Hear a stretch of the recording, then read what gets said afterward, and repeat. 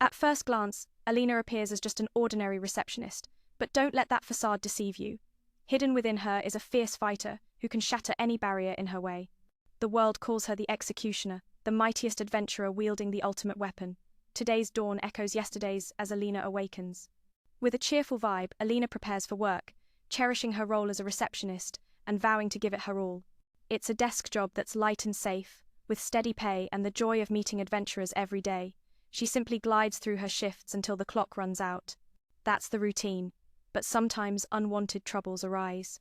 Today, Alina faces a rude adventurer, an arrogant old man who thinks his slight edge in strength makes him a celebrity, demanding favors while everyone watches, as he's a veteran of the guild. She tries to stay calm amid his insolence. He's here for a tough quest involving the Hellfire Dragon, delayed for ages, so his Silver Sword team aims to take it down for glory. Alina asks for his rank card, but he dodges, claiming his fame speaks for itself. He's not wrong, but rules are rules, so she must follow protocol. It's frustrating, but Alina forces a smile and urges him to hurry as others wait. This drags on 5 times longer than needed. In the continent of Hikasia, once blessed by the gods, humanity built advanced civilizations.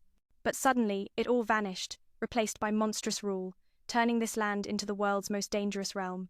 The first brave souls ventured into dungeons to slay beasts, laying the foundations for adventurers over 2 centuries ago. The guild where Alina works is the largest branch, but that means extra overtime for paperwork. She hates it, daydreaming of relaxing at home instead. If things keep piling up, she'll push through, but after a quick drink she regains her energy. Recently, the workload exploded because of that wretched dragon at Belfer Ruins. Adventurers keep failing, leaving stacks of registrations and cancellations. Fed up, Alina switches to slaughter mode, vowing to take down the boss so no more paperwork piles up. She swears to be home on time from tomorrow. The scene shifts to the Silver Sword team battling the Hellfire Dragon, one of the world's strongest creatures. Even these elite fighters have tried everything but can't land a hit. The old show-off from earlier charges in recklessly with his heavy weapon, but the dragon's scales are unbreakable. He's flung aside in one blow, forcing the healer to revive him fast. The mage steps up with spells, but it's futile, they must retreat before anyone dies.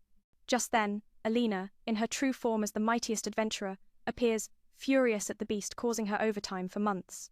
She summons her ultimate weapon, astonishing everyone, as no one else could wield such power. With full mastery, she dives in fearlessly, slamming the dragon and leaving it stunned for seconds. It strikes back, but she dodges effortlessly, declaring she's done with overtime as she pummels it.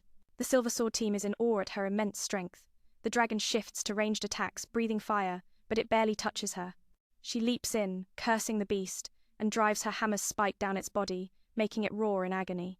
Badly wounded, the boss collapses, defeated. The team captain realizes she's the mysterious Executioner, a solo legend who slays the toughest bosses alone. His teammates are shocked, as solo players face far more risks than teams. With the dragon down, rare items drop, but Alina doesn't care, she just wants no more overtime. She glances at the defeated team, startling the captain.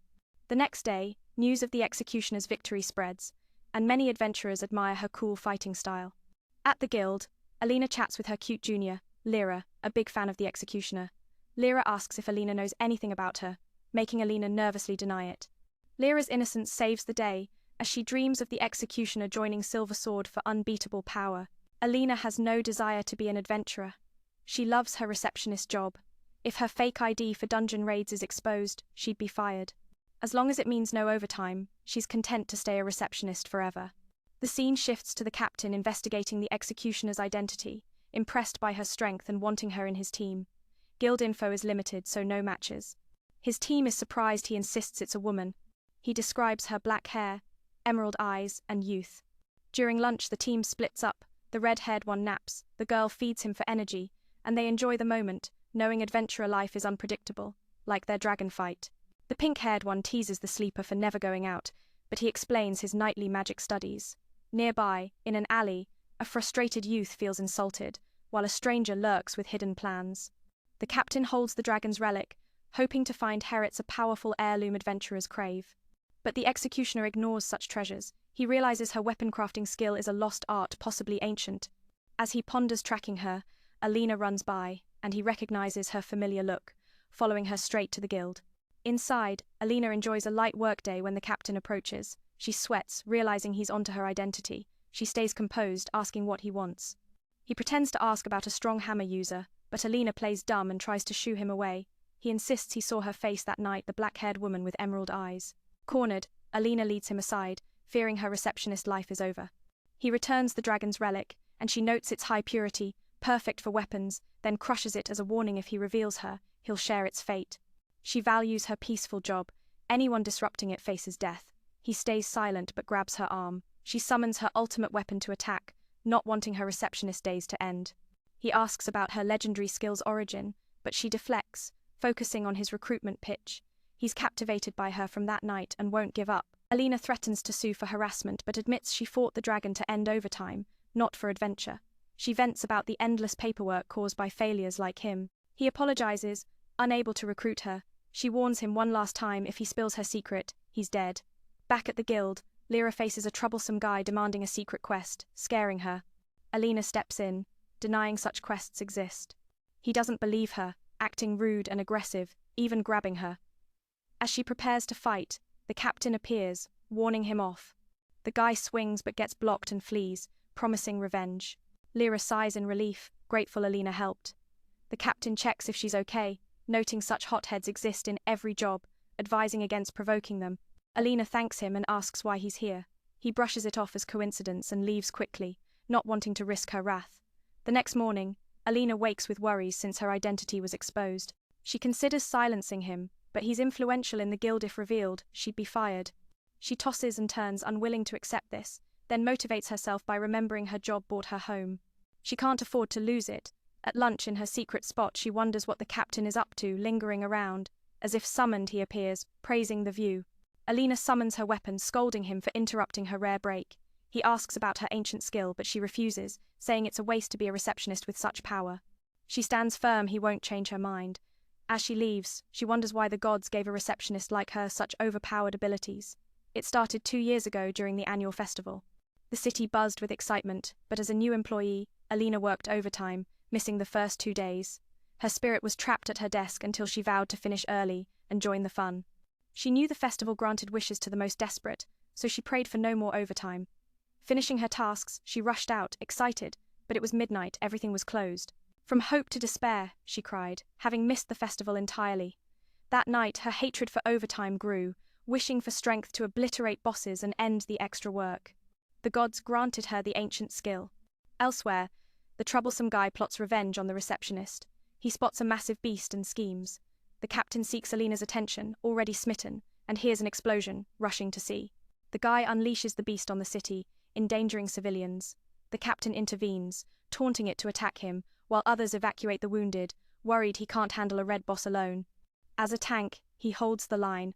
The guy revels in the chaos, wanting payback. The captain blocks blows to protect the injured, but the beast overpowers him. Alina, stuck with overtime paperwork, curses her bosses and hears the cries. Seeing the destruction, especially her beloved home, she's furious it's not fully paid off yet. Enraged, she enters slaughter mode, charging in and severing the beast's arm. The guy sees her as the wanted executioner and boasts about killing her for fame. Alina pours out her pain. Her home was her sanctuary, and destroying it means death. She delivers a fatal blow, splitting the boss in two. The guy faints in terror. The captain arrives at the ruins, understanding her fury. Alina sits devastated, and he offers his home, but she refuses, knowing more overtime awaits. The guildmaster investigates, using his skill to uncover her identity. At the guild, Alina works with the captain's help, surprised by his efficiency. She complains about the world's unfairness, but he credits her clear explanations. As he offers sweets, they discover a hidden quest in the relic. Reading it summons a board for the White Tower.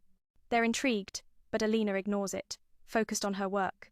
The next day, rumors of the executioner spread, and Lyra teases Alina, who denies it.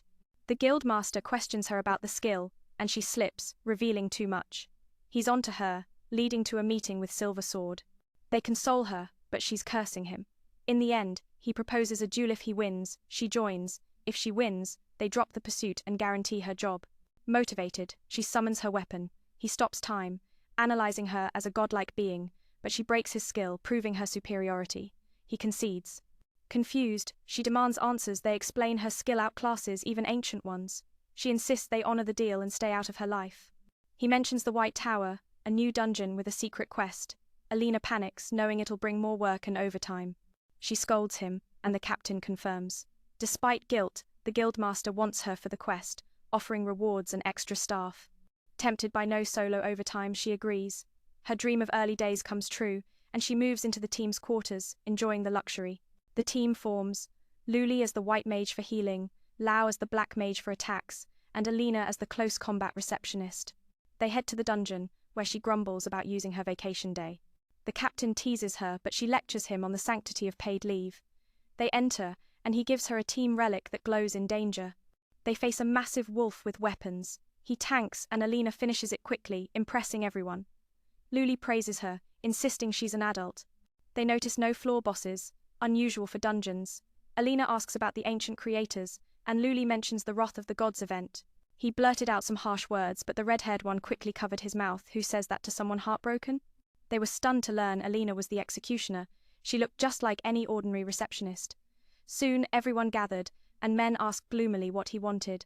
The guildmaster, like the others, admitted that discovering her true identity as the executioner had left him in awe.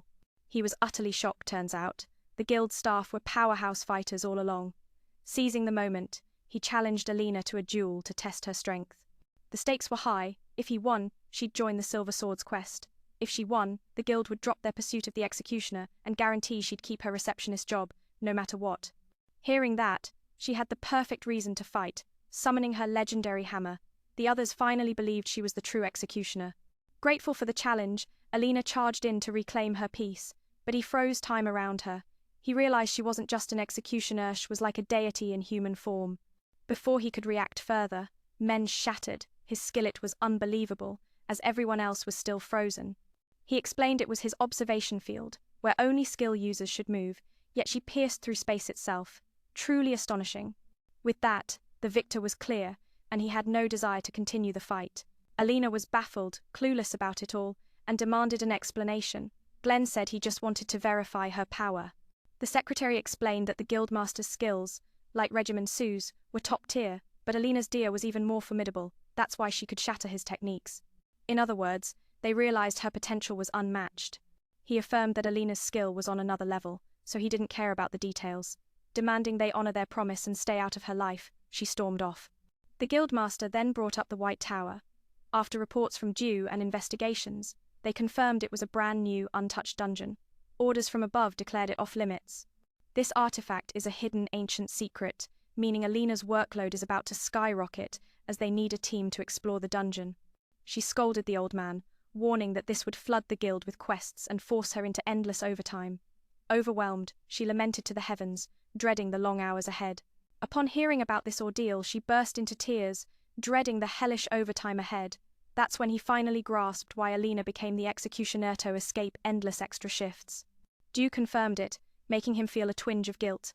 Yet, duty called. Glenn urged her to join the mission with the Silver Swords, promising lavish rewards. At first, she hesitated and refused. She shot back, accusing the old man of breaking his word, especially with her schedule about to get hectic. Who has time for this? The guildmaster sweetened the deal, promising more staff at her counter if there were 2 people, things would run smoother. Men thought to herself, no more solo overtime no matter how busy. With that, she sealed the agreement. Finally, her dream of clocking out early every day was within reach. Getting home early every day had become a reality. Still, she made him promise no more overtime. With no place of her own, Alina crashed at the Silver Sword's dorm that night. Everything was luxurious, far grander than her own room, with nothing to complain about, especially the chance to sleep in a bit longer. Just as she basked in the joy, Dew arrived to call her out. Preparations were set, their temporary party was formed. Lai introduced herself as the White Mage, specializing in healing from the backlines. Then came the Black Mage, skilled in long-range attacks. Alina declared herself the Receptionist, ready for close combat. With that, they ventured into the new dungeon to explore. The other 2 noticed men looking downcast and asked why. Turns out, today she had to use her day off for this mission. She had to use her precious day off for this mission, and Dew couldn't hide his frustration. But wasting a day like that? He scolded her, saying it was a sacred reward for hard-working folks, like a fundamental right. The team captain got an earful as she grabbed him by the collar for a stern talk. Luckily, the others stepped in to diffuse the tension. Meanwhile, the guild was working hard to keep news of this place under wraps. Of this quiet, so only top-tier license holders can enter. Before stepping into the dungeon, Dew handed Alina a special ringet, was a relic for the Silver Swords, glowing if a teammate was in danger. Lai joked that it could fetch a high price, but got scolded for suggesting they sell their bonds of friendship. After all, this was their first real adventure together. First off, Alina clashed with her teammates, earning a quick reminder from Dew. As the frontline defender, she'd take the lead in drawing the monster's attention. In the first layer, they faced a massive wolf, armed and terrifying like a boss straight out of nowhere. The team captain stepped up, taunting the foe with his skill, while Alina's prowess shone through the chaos. He could block nearly every attack, and seizing that chance, Alina charged in, striking the monster hard and defeating it instantly. She innocently remarked, "So, this is team fighting?" leaving the other three stunned. In truth, letting her attack from the start might have been quicker, as the two mages hadn't even acted yet. Feeling thrilled, Lai rushed over and praised her friend. "You're absolutely amazing." They treated her like a kid, so she snapped back, "I'm an adult, you know." As the four continued on, they realized the first floor had no boss at all, something that had never happened before. So, he wondered what the Ancient Ones were thinking when they created this quest. Alina asked if the people who made the dungeon had vanished, and Lai called it the event of the Ancient Wrath. The Ancient Ones always sought immense power, but in the end, they awakened the wrath of the gods and were destroyed. It's just a story, though no one has confirmed the real reason for their disappearance. Right after, they heard human screams and rushed to see the scene. Lulu Lee tried to heal, but it was too late. The three were already gone. This sight reminded men of her childhood tragedy. Seeing her distress, he advised, "Better not look." Analysis showed the attacker was incredibly strong, piercing through the fighter's shield and killing them instantly. Luckily, nearby was a survivor named Giapus, as powerful as G. He revealed a humanoid monster appeared, one that could use skills. Demons attacked just then, but Alina smashed them to pieces. Recognizing her as the executioner, he laughed and called men a monster for creating that white magic array and weapons. Hearing this, Jay deduced the enemy was using Dia, just like his friend. Back at the guild, he reported it to the guildmaster, since Giap's team was second only to Silversword and got wiped out. The guildmaster suspected the monster was using legendary skills, so they considered stopping. Russ fumed, calling them weak and insisting on continuing despite the despair. He refused to accept it, ranting that he never liked Silversword anyway. They should have been his title. He even threatened to spread rumors calling the executioner a monster if Jay didn't let him join to conquer the White Tower. This guy wanted a powerful artifact. Turns out, Giapus was told about a secret mission deep inside by a masked stranger where a special artifact slept likely Dia. Fearing it would disrupt Alina's life, Jay reluctantly agreed to his demands. That night, he told men she wouldn't need to join anymore. She'd return to being a receptionist, with all previous deals intact. She sensed something off but shrugged it off, as long as there was no overtime. Alina thought this might be her last night in this room. He teased her, saying no one was kicking her out, and complimented her on looking beautiful today. Usually, she wore uniforms. The young man felt lucky to call her stunning. She blushed and shooed him out, but unease lingered as she asked if he really didn't need her help. He mentioned the humanoid monster using Dia, but insisted she had to stay back. That's what Silversword does. They assured Alina not to worry. If things went wrong, they'd all flee and make sure Silversword returned safely. They told her to use the place freely until the house was fixed. Watching him leave, men recalled her heartbreaking past. As a child, she was close to an adventurer uncle named S, even dreaming of joining his team and becoming unbeatable. He advised her to work as a receptionist for stability and safety, especially since she was born that way, but she insisted, demanding he promise to let her join. One day, S met his end, leaving her devastated and seeing his promise as a lie. She cried desperately for days until she woke up, realizing it had been a long-forgotten dream. Now, she prayed that the others would return safely. In the White Tower, Jay was exhausted from constantly using search skills. They wanted to avoid the humanoid monster, but Roos mocked them, frustrating his siblings, though Dee stopped them from clashing with that troublemaker. Reaching the final room, they smelled blood and lit a light to reveal the humanoid monster. It claimed to be the dark god Siha, its skill called Storm Dia, launching a spear straight at them. Jay reacted quickly, blocking it, exciting the monster for a thrilling battle. As they planned to retreat, the villain trapped them, intending to sacrifice their souls to the dark god. The deaths of the three adventurers before were his doing, all to revive the dark god and steal the Dia weapon. He laughed maniacally until struck down anyone in Siha's sight was prey. His wicked soul was absorbed, but Siha found it foul and worthless, wondering if the others' souls were the same. Meanwhile, Alina worked diligently, occasionally checking the ring Dee gave her, wondering if they were okay. The dark being began its onslaught. They knew Siha's Dia skills were powerful, and Jay's shield couldn't hold forever. Their spells were fired but shattered like jokes. Lulu chanted healing for the captain to keep him from severe injury. Siha's spear throw shattered part of the shield, but the wound healed instantly, intriguing the monster. He craved that regeneration skill, so he drained Lulu's abilities through a mirror, even taking her staff, but didn't break her yet. The deer mark on his neck resembled an artifact, likely created by ancient ones. No more delays unleashed judgment, creating piercing swords aimed at them. If they hit directly, his siblings would die, so as captain, Jay vowed to take the hit and hold the monster while they escaped. Lai refused, knowing Zhe would die. He taunted the dark being, challenging it to fight him alone, making Siha laugh.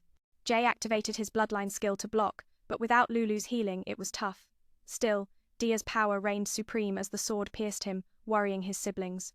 Yet, Silver Sword's captain wouldn't fall. He urged the monster to attack freely, he'd block it all, forged by Alina's daily training. Glancing at Lao, he told him to go. With no choice, Lao pulled Lai out before they all perished. Lai screamed, but it was futile. The dark being didn't pursue, seeing Zhe as abandoned. Zhe didn't care. He was stalling for their escape. His unyielding spirit excited Siha, deeming his soul a delight. Outside, Lulu scolded Lao for leaving their comrade, but he explained they couldn't help and this was the captain's sacrifice, they had to get her out safely. Lai collapsed in despair. Before she could cry, a monster appeared, massive and fierce, endangering them both. At the guild, Alina and Lyra were stuck with overtime, a decision from the guildmaster. If they finished quickly, no overtime tomorrow. Alina offered an energy drink to boost them. Lyra loved the taste but joked it smelled like overtime. She mentioned the association gave up searching for the executioner. As a big fan, Lyra wanted to meet her and see her join Silver Sword alongside Jay. Suddenly, Alina's pouch glowed. Lyra asked what it was. Alina pulled it out, calling it just a shining stone, but remembering Jay's words, she realized they were in danger and dashed off, haunted by her uncle's death. Inside, Jay blocked the swords, but more kept coming, he'd log out soon. In his final moments, he thought of Alina's cute frown, imagining saying she was born for this, but knowing it had earned a beating, he kept it in his heart. From their first meeting in the dungeon, he was smitten. Everything about Alina inspired him, from her fighting style to her expressions, even her tired eyes after overtime, and her fierce anger. He wanted to see her more, so he endured, taunting that Siha's attacks were nothing compared to her. Outside, Alina reached the portal, but was blocked by guards, reserved for high-level adventurers. With time critical, she revealed her identity, activating Dia, recalling why she chose receptionist work to avoid danger after her uncle's death. Adventurers could die any time, and she didn't need to save them, but guilt drove her. The guards recoiled at the legendary weapon. It was the executioner. She warned anyone blocking her would be struck down. Lao and Lai were struggling without a tank and fell quickly. Lai cried, insisting she couldn't die like this. What would she do without Lao? But Alina arrived, smashing the monster. She gave Lai an energy drink and asked her to save Jay, explaining the enemy was the dark god Siha, using Dia like her. Lai assured her Jay was alive, she'd bring him back safely. Inside, Alina found Jay's body and wept, seeing his promise as a lie. As Siha attacked, she dodged, surprising him with her prowess. Recognizing the dark god who harmed everyone, Alina unleashed brutal Dia, striking him and sending him flying, but it wasn't enough. Siha was thrilled to face a worthy opponent, a human using skills rivaling his. He switched to long-range judgment, unleashing swords. Alina couldn't dodge them all and fell, but Jay caught her. He wasn't dead. This impressed Siha with his resilience. Alina stabbed Siha, burying him in debris. Jay woke, having only fainted, and hearing her call, he stirred, moving her to tears. He hugged her in her vulnerability, and she shared her energy drink. Their moment deepened their bond. Siha rose unharmed, having stolen regeneration. Jay warned Alina to end him in one blow to prevent revival. Siha saw her power matching his creator's, and declared the weak would be eliminated, like the ancient ones he slaughtered. Unleashing hundreds of swords, Jay tried to shield Alina, urging her to run, but she refused. They'd face it together. As a receptionist with determination, she broke through, drawing the attacks to save him. Alina dodged most, but took hits. Vowing for a peaceful life, she pushed to her limits. Jay was shocked as she charged at blinding speed, overwhelming Siha. Siha created thousands of swords, thinking she was trapped, but in her state, Alina was nearly immune, terrifying him. She severed his arm and finished him, declaring for peace, he must die. Jay was stunned that even the ancient ones failed where she succeeded. Siha vowed more like him existed, but Alina silenced him. Anything blocking her from on-time work must perish. Jay joked he'd never bother her again. Retrieving the dark stone, they escaped, reuniting with the others, all thanks to Alina. They thanked her, though she grumbled about the overtime it had caused, but she was glad they were safe. Days later, Lulu's skills returned, healing them. Alina feared exposure, but the guildmaster covered it up, though overtime was inevitable. Zhe visited, calling her fondly, but she claimed to be busy. So this won't stop here. Alina thought he was talking too much and ignored him, just zapping him away. Ji asked why she didn't let him finish, and she snapped that anything blocking her from getting home on time must die. He was terrified and promised not to bother her again. After retrieving the black stone from the demon god, they returned, making the two juniors overjoyed as everyone reunited. Surviving this long is all thanks to Alina, so they're truly grateful. All three thanked her, which made her happy, though she acted annoyed about having to set aside her work to save them. Now that it's sorted, she'll have to pull extra shifts for a few days. Still, she's glad she succeeded in saving everyone. A few days later, thanks to defeating the demon god, Lulu's skills improved. She's back now and used healing on her two teammates. Mien thought that after her identity was revealed she'd be kicked out, but luckily, the guildmaster quickly silenced the soldiers, and everything returned to normal, though overtime was unavoidable. While working, Jay approached her familiarly. She told him she's busy, so don't say anything.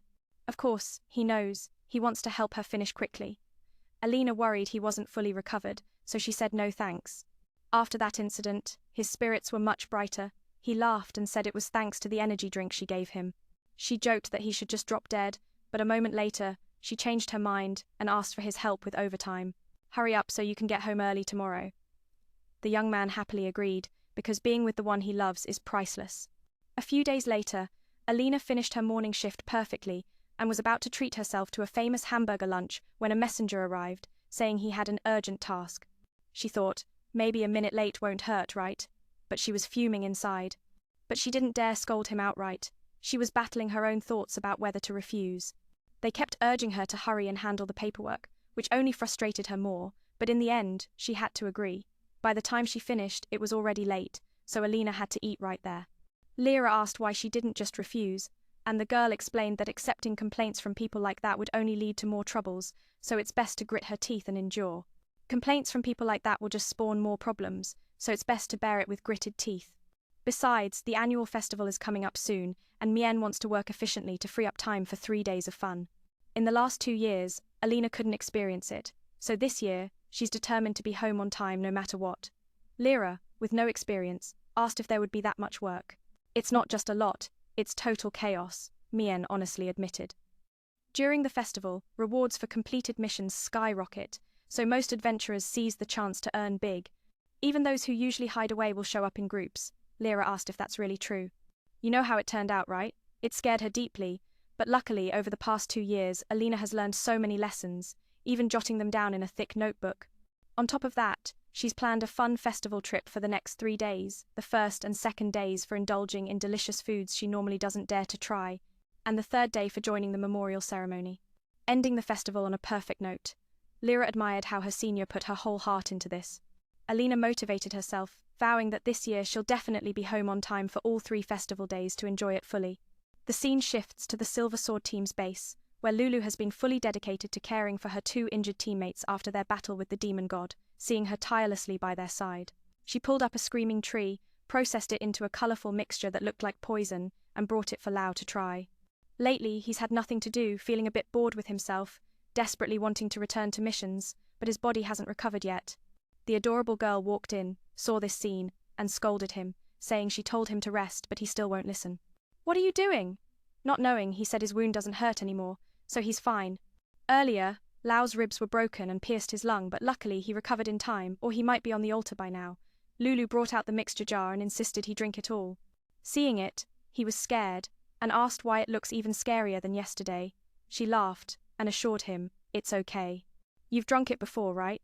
Hearing that, Than Lien tried to endure and drank it all, feeling like she was dying and coming back to life, but it really did make her feel better. Lulu was overjoyed that she could help even a little, hoping he and the team leader would take good care of themselves. Today, Alina got home early, lifting her spirits, so she stopped by the sweets shop that's still open and bought some for herself. This is the perk of being a winner. It has all sorts of treats, so she bought everything, right down to the last strawberry cake. Surprisingly, Lulu wanted one too. Since they've grown close since the event, Alina shared it. Overall, getting home early put her in a great mood, and she didn't let one cake ruin it. Mien savored it in pure bliss, feeling the taste of victory. For getting home on time, Lulu felt a bit guilty for taking the last cake, but Mien smiled and said, "It's fine after all, girls should share in the happiness." Hearing that, the pink-haired girl finally ate normally, and indeed the flavor was unbeatable. Lulu said she now understands why Jay is so smitten with her. Hearing that, she almost choked. She choked a bit as they chatted, revealing that she often comes here because it's the best sweet shop in town. Lulu agreed, since Lau loves the grape jelly from this place. With him recovering from injury, she ran out to buy some and decided to eat here too. Hearing that, Mien praised her, calling her a true hero for always thinking of her teammates. But Lulu didn't dare accept the compliment, especially after the tower event. What good did that white powder do? She almost let her two teammates die, and if Alina hadn't arrived just in time, they would have been done for. Seeing how serious it was, Mien quickly changed the subject, urging her to eat before it gets cold. As the two girls headed home in high spirits, suddenly Alina was approached by a wire who expressed thanks for befriending her younger sister, and Mien acknowledged it. He smiles and says he's holding on to hope that she'll visit him while he's ill, but he knows it won't happen. Work keeps her too busy, and, besides, Alina has left the dorm, leaving him disheartened. In the end, he admits his place is the best if it's fixed. Why stay elsewhere and deal with inconvenience? Lyra sees festival flags and feels joyful, hoping this year she'll go with everyone. Suddenly, a red-haired guy with a grumpy face appears, glaring at her unkindly. The next morning, only 10 days remain until the festival. Alina and Lyra work diligently, fighting for freedom in the Centennial Festival that's already begun. Lyra wonders if Alina is in love usually. Only couples look forward to the festival for dates, and this Centennial event is the ultimate matchmaking spectacle in the city. Alina is surprised she's just hearing about this. Lyra knows if she goes alone, she'll feel down amid all the loving couples everywhere. Suddenly single in that crowd would be miserable. Alina thinks enjoying the festival alone isn't wrong. Lyra concludes her senior is truly strong. This must be the fate of a master overtime worker. Lyra bursts into tears, saying she wants to go together, but sadly she has a date. Asked if she's curious about him, she reveals it's the executioner. Alina is shocked and faceplants in disbelief. Worried, Alina fears Lyra might be tricked, but the naive girl pulls out a mini executioner figurine, explaining she'll go with this because she admires him so much and spent time making it. If you remove the hood, you'll see the handsome face she imagined. Alina is at a loss with Lyra. She urges her to hurry up since time is running out. Suddenly, outside, hundreds of adventurers rush to the guild at once, leaving Alina stunned. After handling the paperwork, all the receptionists collapse from exhaustion, clueless about the chaos. Why is this happening? There haven't been any big quests lately. To figure it out, she runs to ask her superiors. If not resolved, the festival in 3 days could end in disaster. Meanwhile, the Silver Sword team is training with their new member Sane, a young close combat expert who's key to restoring their former glory. He's fearless, charging at the monster and landing a solid hit, then celebrating. His teammates praise him as the top young attacker, but suddenly, the monster strikes back, sending him flying. He defends with Jay's help and Luli's healing. Yet, after the previous event, she's hesitant, making her actions a bit slow. Sane, furious from the hit, charges in again without waiting for Jay's taunt and ends up disarmed by the wolf. Seeing this, Jay feels helpless, but suddenly, the executioner appears, slicing the monster in half with one strike, ending the training. He boldly drags Jay away, saying they need to talk. Sane is in awe of the executioner's power, taking it down in one blow, while he only managed a scratch. Feeling disappointed, Sane declines joining Silver Sword to train more, believing he's not worthy yet. In the guildmaster's office, Jay guesses the adventurer rush. She complains about her grueling day, and Glenn apologizes, explaining someone spread rumors of a special artifact quest that grants unique skills, likely related to the executioner. This could lead to the demon god's revival, like before. Dee promises to investigate and issue an official statement that the quest is fake to calm everyone. Alina calms down and asks for updates. Later, Jay meets Luli to talk, asking why she's hesitant during training, unlike before.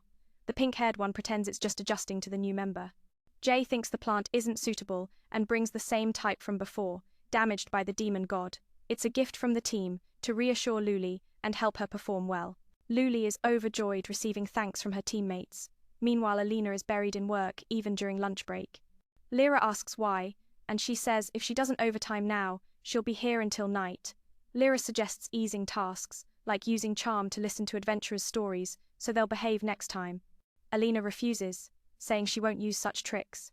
That night, Silver Sword and the Guildmaster discuss the recent events first with the armor, now this. It seems there's a scheme behind it, likely leading to more deaths to revive the demon god through soul sacrifices. Alina, overtime again, snaps at them for interrupting. Then Dee offers to help her enjoy the festival. She smells a catch and refuses, knowing he'll ask for a date.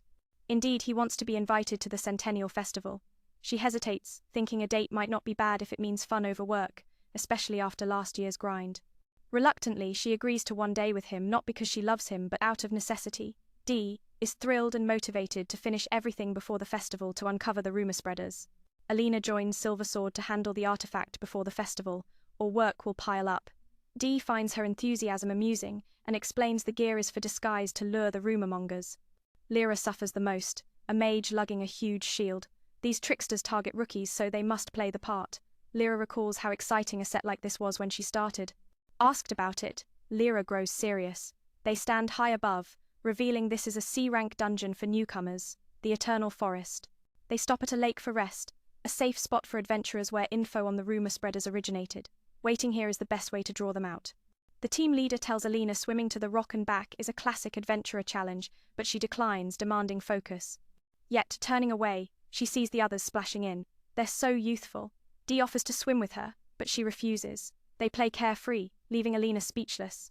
Dee wonders what she'd look like in a swimsuit, earning him a Silver Sword label as a perv, and he ends up in the water, amusing everyone. By evening, they're still waiting without a fire, as the team leader must train Luli. Alina is surprised, thinking Silver Sword only takes veteran adventurers. Luli explains her skill was new back then, so they all trained. It reminds Dee of Luli's funny mishap facing a monster. She panicked, fell, and healed herself. Now she's a reliable healer. Lyra denies being anything special, just having a stronger skill. The team leader advises her to follow her instincts and be more confident. Suddenly, Dee senses someone approaching and alerts the team. The adventurers arrive, pretending to rest, introducing themselves as wanting to get richer in dungeons but struggling. He lures them, promising strength without effort. Dee plays along, skeptical that such deals exist. The man insists it's possible, asking if they know about the secret quest. The group bites, letting him reveal more. He says activating a hidden dungeon quest grants a special artifact for lost skills. Dee asks if the secret quest is real, and he pulls a sword, realizing they're Silver Sword members. The others position themselves, questioning if this is their trapping method. Hearing the name, he claims it was just a story. Dee presses for the source, but he's attacked. He didn't expect Silver Sword over a rumor. Alina is furious, as this ruined her festival prep. The executioner quickly takes down the swordsman. Alina rages at the rumor mongers for nearly destroying her long-awaited event. Jay stops her from killing, needing him alive for info, but he has high-level skills like the team leader and teleports away, leaving only the injured one. Luli recognizes him as Aiden, her old teammate. He wakes and greets her. Asked why he's spreading chaos, Aiden insists it's true the lost skills exist. He calls her a team killer, making her sad.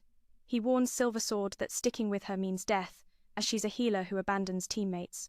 Alina interrupts, saying she doesn't care, and demands the other's location, wanting him logged out for causing her overtime. Aiden begs for time to expose her past, but she knocks him out. The next day, only 4 days before the festival, adventurers flood in about the secret quest. Though they caught the spreader, the wave persists, so Alina overtime again with Dee's help. Lyra is shocked Alina invited him for overtime. He happily explains it's for a festival date. Lyra is stunned, thinking they're starting to love each other. She's obsessed with romance, praising Alina's beauty despite not being flirty. Alina always prioritized work, worrying Lyra she'd wither alone.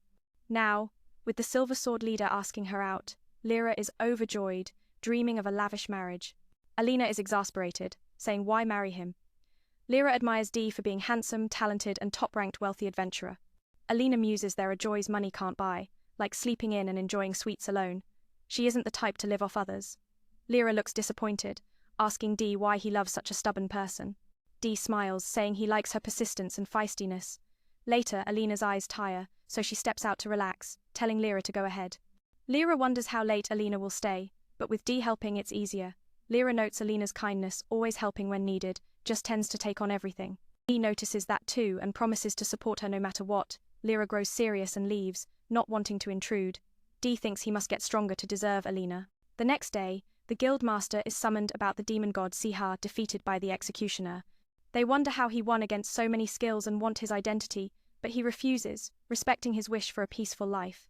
Luli keeps dreaming of her past as a killer, even seeing Dee and the others die. She goes out with the team for training. Asked if he questions her as a killer, he trusts her completely. Luli admits Aiden's words are true. He was her first teammate. They reached the boss room all gravely injured. Her healing skill was unrefined, and using all her magic only saved one. Not knowing who, she half-healed both, resulting in their deaths, branding her a killer. He comforts her, saying, if he were her, would she still journey with him? Lyra believes he has reasons and trusts her. He smiles, saying he feels the same, so no need to worry, everything stays the same. In training, the team leader uses a dangerous new skill, exhausting himself and collapsing. Waking, he explains he's learning to activate skills, thinking stacking effects could double the power. Luli scolds him for the risk, as multi-skills damage the body. Selly arrives, checks him, and calls it stage 2 if he continues. He'll lose his senses, then limbs, and bleed out, basically, death. As the head of skill research, she shows the demon god's heart, black from crammed spells. Siha used 3 skills and grew stronger by absorbing souls. Selly thinks if he reached the city, humanity would end. After interrogating the spreader, they learn a black-clad man is behind it, identity unknown. That night, Dee helps Alina overtime. And finally, it's done. The extra festival quests are cancelled, meaning no rush like before. Alina thinks she's won and secured her festival time. Dee is happy too, as it's date time. She invites him for drinks to forget the overtime hell. He's shocked by her bold habit, and she drinks until drunk. Seeing her, he thinks she deserves joy after all that work. As he helps her home, she calls him by her late uncle's name. The guildmaster meets an old friend, Jessica, who brings something valuable for investigation, the secret quest they sought. It's unbelievable she got it so easily. She leaves without explaining, and he realizes it's not always in relics, so Jessica brought big trouble. The staff asks how to handle it. He wants to hide it deep in the guild's underground maze. The Centennial Festival begins with lights and sounds thrilling everyone. Alina is the happiest, having earned this after everything. She pulls out her list of 100 things to do and urges Dee to hurry. He's in disbelief, dating her, saying her smile makes it all worth it. He calls her carefree, just a bit rough from overtime. She blushes at the compliment, telling him to stop flirting and help conquer the list. Elsewhere, Luli skips the festival for guild dungeons, haunted by Aiden's words. The red-haired one urges her to enjoy today, not torment herself. She says she'll go alone since he didn't come, but he's worried about her meeting Aiden. Asked if she has something to say, she shares her view. She knows she's seen as a killer, but if she'd judged right or mastered her skill back then, no one would have died. The red-haired one advises that her current team doesn't see her as useless or a killer, they value her. Luli thinks both Dee and he are too kind. They welcomed her and promised protection. She's afraid her weakness might lose them, like with the demon god. Outside, Alina explores, buying and eating everything, feeling in heaven amid the festive joy. She thinks she's finally free, forgetting the overtime grind. Dee marvels at her eating without gaining weight, calling her figure perfect. She laughs, saying her metabolism is honed, so no worries. With mains done, she heads for sweets at the square's candy fruit stall. Dee offers his hand, saying the crowd might separate them. She coldly says getting lost is fine. He replies he's waited for this moment, as her hands were full of food.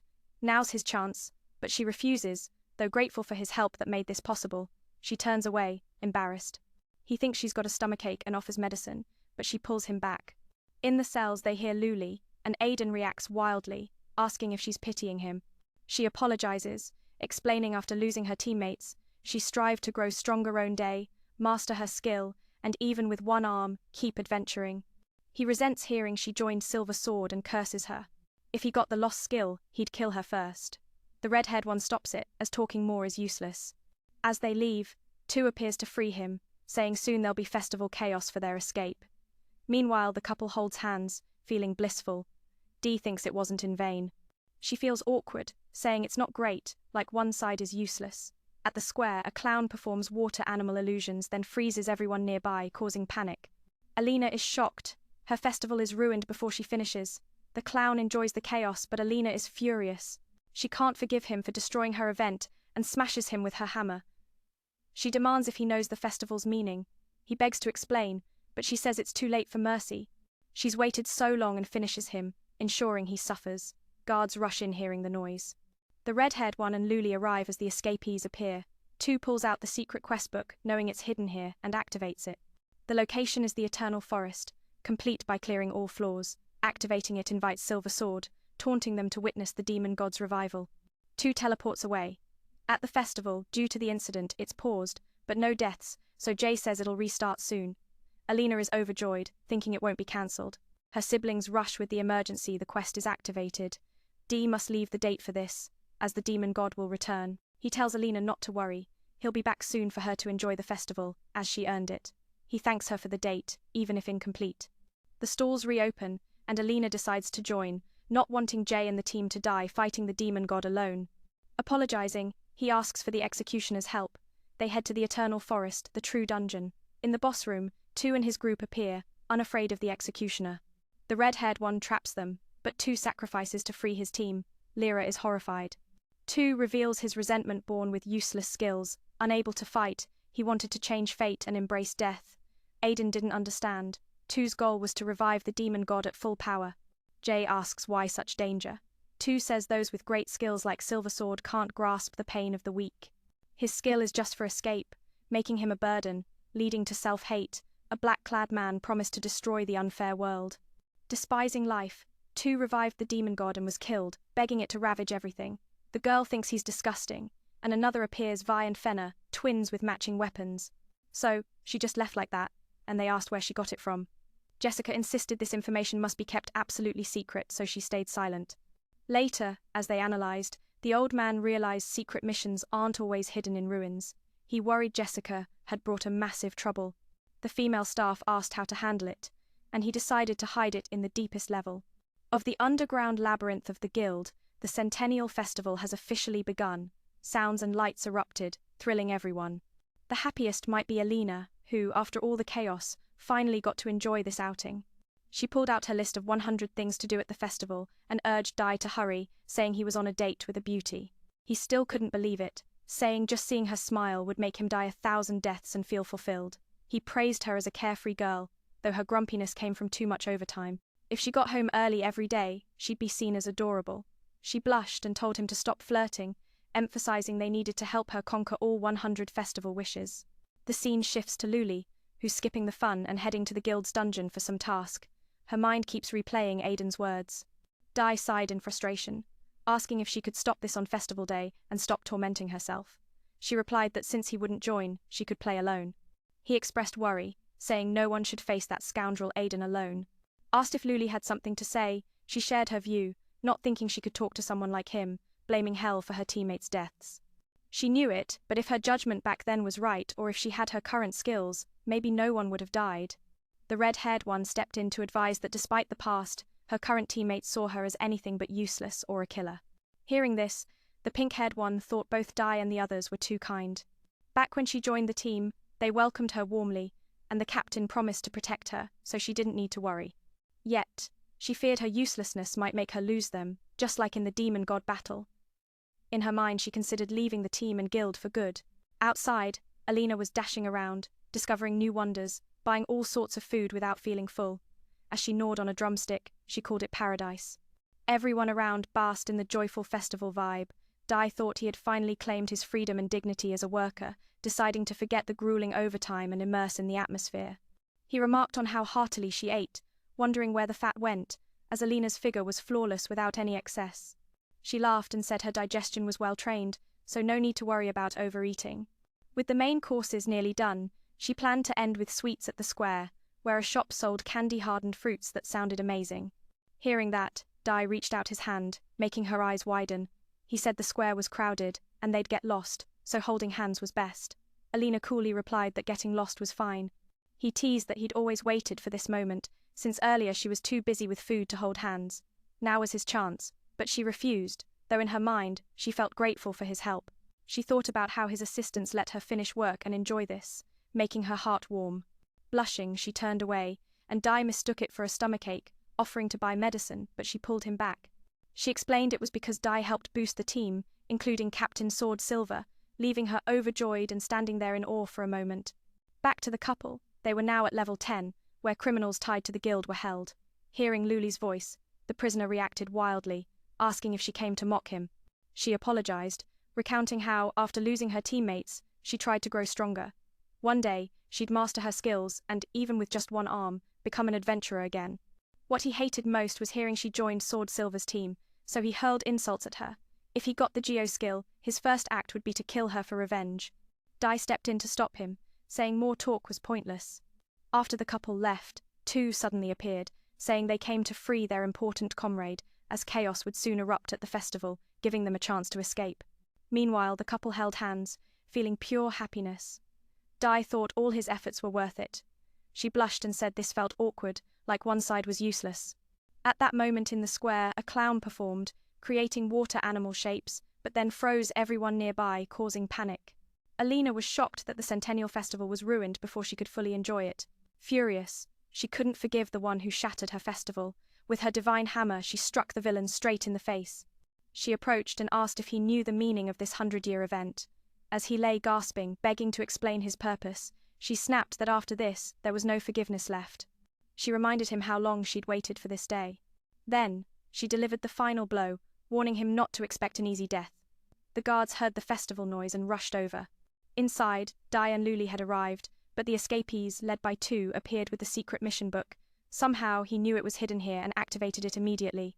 Upon opening, it revealed the Eternal Forest as the location, with the condition to complete, eliminate all layers of bugs. Activating it in front of the main couple was an invitation for Sword Silver to join. He taunted them to come witness the demon god's resurrection. Just like before, Tu then used his teleport skill and vanished instantly. At the festival, due to the unexpected incident, everything halted, but thankfully, no one died. Jay announced they'd restart soon. Hearing this, Alina burst into joyful tears, relieved the festival wasn't cancelled. But then, her siblings rushed in with urgent news about the secret mission's activation. Dai had to abandon their date to handle it, knowing the demon god would return. Tu's real goal was likely to resurrect the demon god and destroy the world. He told Alina not to worry, promising to return quickly so she could keep enjoying the festival, especially after all her hard work. He thanked her for this dating chance, even if incomplete. It was more than enough joy. Outside, shops reopened, and Alina hesitated before deciding to join them, wanting to stop the demon god's resurrection so Jay and everyone could live. Hearing that, Jay apologized and asked for the executioner's help. Soon, they arrived at the Eternal Forest, believed to be the demon god's birthplace. This hidden layer was likely the true dungeon of the forest. Entering the boss room, Tu's group appeared. Seeing the executioner, they showed no fear. Dai used a spell to restrain the three. Tu knew they had the upper hand, as spilling blood would resurrect the demon god instantly. Dai's ice was special, slowly spreading, meant to lock them down. But one accepted sacrifice to break the skill for his comrades. Luli watched in horror, unable to look away. Tu voiced his deep resentment, born with a useless skill, unable to fight alone. He wanted to change his fate, even welcoming death, hoping the demon god would grant him Geo. But the true purpose was to resurrect evil in its strongest form. Jay asked why create such danger. Tu bluntly said those blessed with shining skills like Sword Silver could never understand the pain of the cursed. His skill was only for escape, making him a burden in battles. He often wondered why skills were so unfairly distributed, turning lives into lotteries. If you hit the jackpot, life blooms, if not, you're left scavenging. Then, a man in black appeared, telling him to use that injustice to destroy the world. Tired of his life, Tu had no attachments and went through with it, resurrecting the demon god before being stabbed. In his last breath, he begged for the world to be ravaged. The girl thought this guy was disgusting, but another emerged, Vi, and the short-haired one, Fenna. Instantly, they chanted and activated Geo, summoning the giant god's arrow. Vi urged her twin to try it too. Alina was shocked own demon god was bad enough, but now two with matching weapons. Dai realized it was a sharing ability. They said they were two yet one, then prepared to attack as Sword Silver readied for battle. Seeing the handsome one, Vi aimed straight at the captain. Alina jumped in to block it, surprised by how light the arrow felt. As she charged Fenna, who blocked, Alina struck but felt nothing. After taking down the other, the twins regenerated, as if untouched. Seeing the beautiful Vienna directly aiming at the captain, Alina stood up to block it and was extremely surprised because the arrow was too light. After rushing into attack, Fenna rushed out to block. Although it was hit, men did not feel anything. After defeating the remaining one, the twins regenerated their bodies as if nothing had happened.